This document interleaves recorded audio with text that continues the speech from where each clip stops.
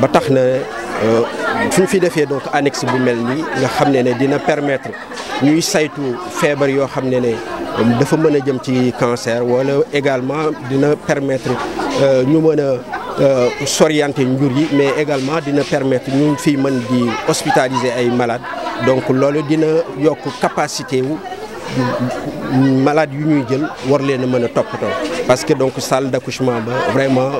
xam nañ te yëg nañ personnel bi xam nañ ne ñoom foofu dafa metti woon lool parce que ñu doon wasin foofu lañ doon ne ñoo xam ne wasin nañ ba pare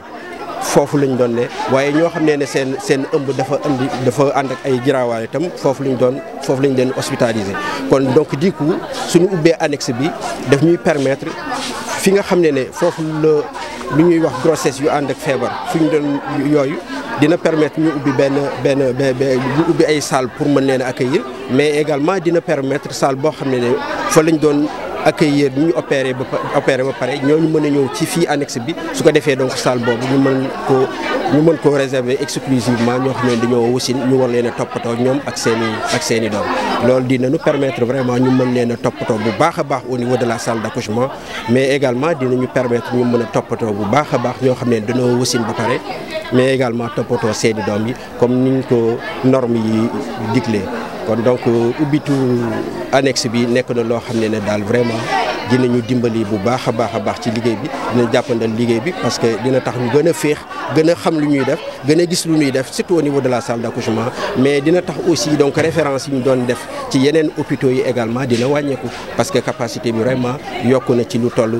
20 jàpp fanweeri lal. loolu xam naa ne bariwul ci Sénégal moom dëgg-dëgg par jour nga mën a am 20 accouchement yaakaar naa daal fii la daal wala fii ak Philippe Maguilène Senghor daal. ñun ñaar daal xam naa ne bokk nañ ci maternité yoo xam ne suñu activité moo gën a soutenir. waaw cancer du col de l'utérus mooy cancer buntu butit njurukaay voilà cancer boobu moom bon xam nañ yëg nañ ne donc bari na Sénégal mais également bari na donc fii Touba parce que li koy wane rek wala li koy andi bokk na ci xam nañ ne fii jigéen ñi dañuy teel a sëy te loolu bokk na ci facteur de risque yi mais également polygamie bi ak aussi donc infection bi yooyu yëpp bokk na ci yoo xam ne donc dina leen exposer donc pour ñu développer donc cancer donc du col de l'utérus c'est pourquoi tam ñun depuis donc des années gis nañ ne loolu donc taxaw ci donc dina am solo lool ginnaaw nekk na feebar boo xam ne soo demul seetlu ko yenn saa yi mën nga koo am sax ba mu jéggi dayoo te presque doo ko yëg donc te li muy jël ci ay moyens pour nga mën ko faj dafay bari te mën nga am moyens yi sax mais li muy yàq ci sa yaram dafa ëpp moo tax dal saytu ko toppatoo ko ci bi nga xam ne mën nga di demal sa bopp di ñëwal sa bopp donc loolu dina am solo lool moo tax vraiment donc ñu def fi unité bi de dépistage bi. conseil pratique yi ñuy joxe daal en général en premier temps rek mooy fexe ba aussi donc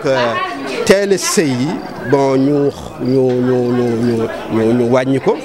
waaye itam fexe ba aussi donc lépp loo xam ne donc nekk na ay mandarga infection moo xam donc ay perte moo xam mettitu nëq donc nit ki teel a ñëw hôpital ñu xool ko su ci waree ñu def ay prélèvement donc mën a xam donc lan moo xew pour ngir mën a fàggu bu baax a baax donc feebar boobu mais wax ne également vaccination boobu donc am na maanaam donc ñàkk yoo xam ne xale bu jigéen bi su ko ñàkkoo donc mën na ko aar ci feebaru cancer yooyu. oui à partir de 9 ans. à partir de 9 ans rek xale bi mën na ko jël te voilà donc à partir de 9 ans donc mën na ko jël su ko defee donc dina ko mën a aar bu baax a baax ci feebar boobu nga xam ne wax dëgg fa yàlla mi ngi fii def ay loraange d'autant plus que ñun xam nañ Sénégal yi nit ku ñuul dafa bari kerse yu mel noonu su ko amee rek yenn saa yi dafay tànn ñu ci bari dañuy tànn toog moo tax donc ñàkk yooyu itam am na solo lool am na solo.